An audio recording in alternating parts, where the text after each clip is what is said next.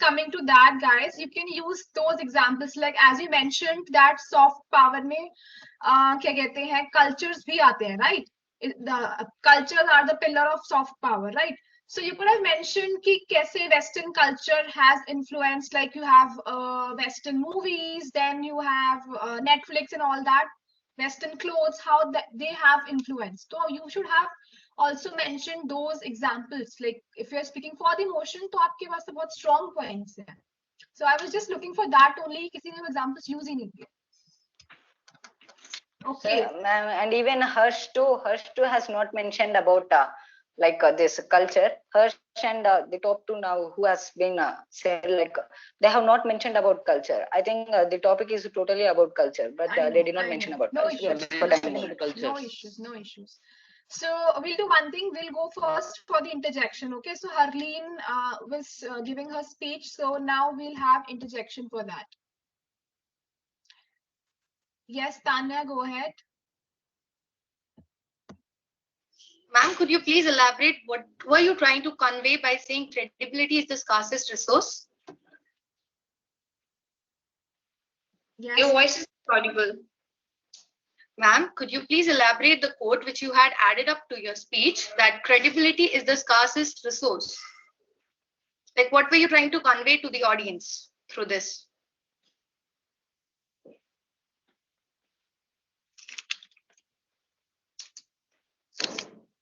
Like, what I'm trying to say is, you said in your speech that credibility is the scarcest resource. So all I want to know is, how is it connected to soft power, and how are you trying to convey your message to the people watching you all around? Yes, Arlene, please. Could you please help me with that? I didn't get your question. Ma'am, my question is, in your speech, you had added up a quote that said, credibility is the scarcest resource. Am I correct? Yeah, now I get it. So I want you to, just a second. Pardon. The thing what I want to know is, what were you trying to convey through this quote to the listeners?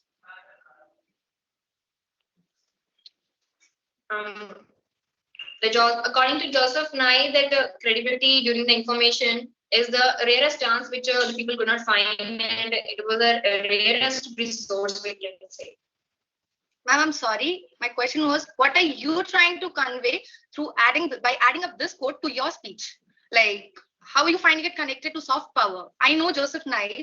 Sir Joseph Nye had given a very wonderful speech with a very wonderful list of quotes, but all I want to know is your perception. Like, how are you linking both of them? If you could help me with that. No, I'm not getting your question. No answer? Okay. No issues, Arlene, no issues. We'll just move ahead. No issues. So we'll just move to Aditya. So yes, Aditya, please go ahead. Yeah. Good afternoon, everyone. Myself, Bala Aditya, and I'm from Shri Swaminarayan Gurukul International School, Telangana. So I'll be discussing a completely new aspect of soft power. That is soft power between countries. So first, let's know what is soft power between countries. So it refers to ability to attract other nation through culture, foreign policy, or political values rather than a physical or defensive strength. For example, in India, Western culture is majorly developing mainly in urban areas due to the richness and luxury present in the Western culture.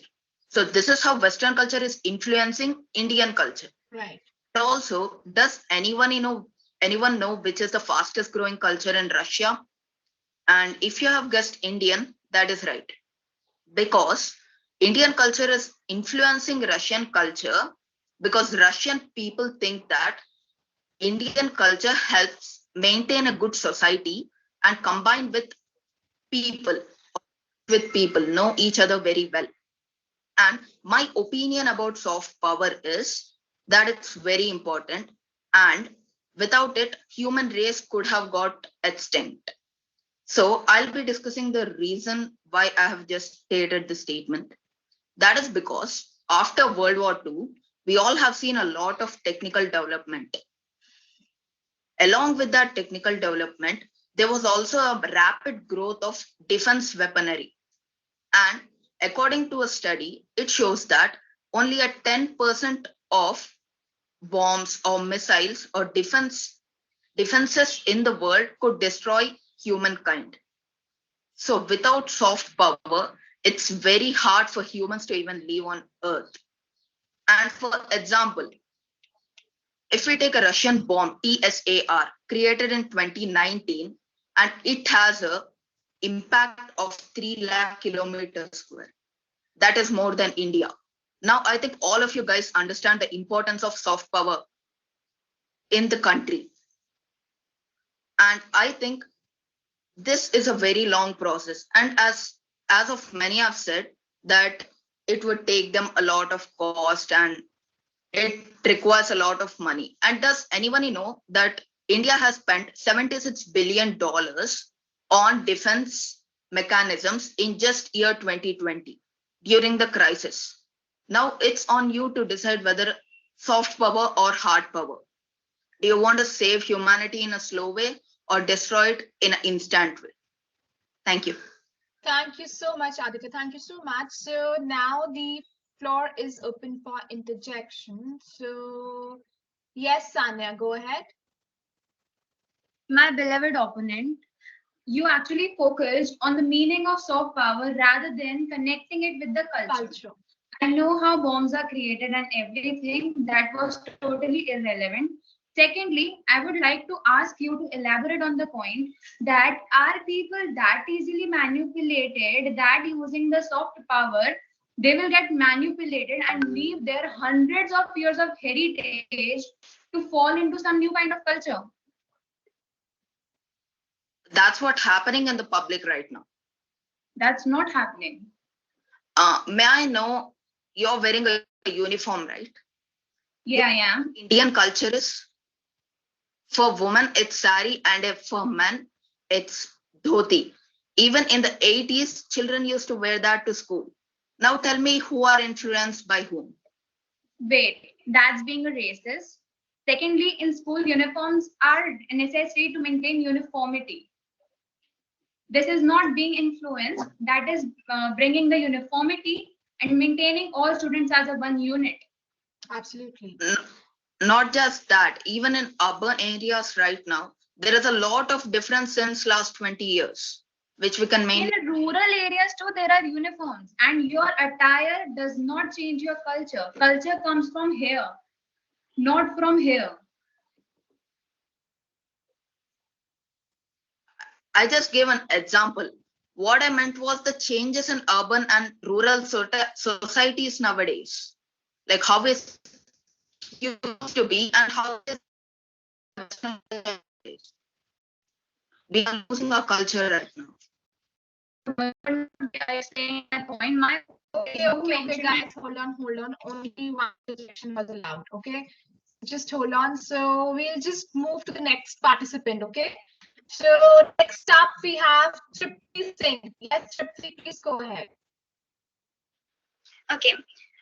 Good morning, everyone. I am Tripti Singh, student of class 10th, and I just hope everyone who is watching me are happy and healthy. So, I want to start with a quote. The image of a country is not only about economy, military strength, but it's also about soft side of the country. Now, let me focus on the keyword. It is soft power.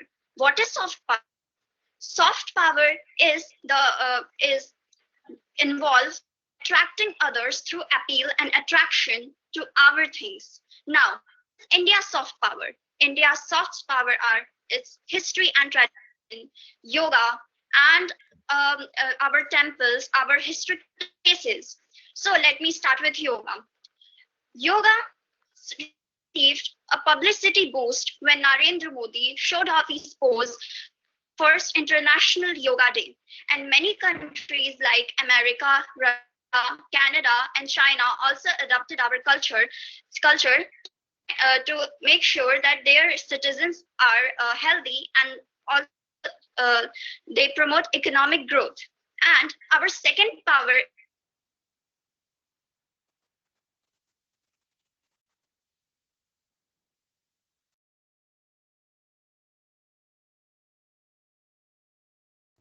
Sir, it's time over, sir.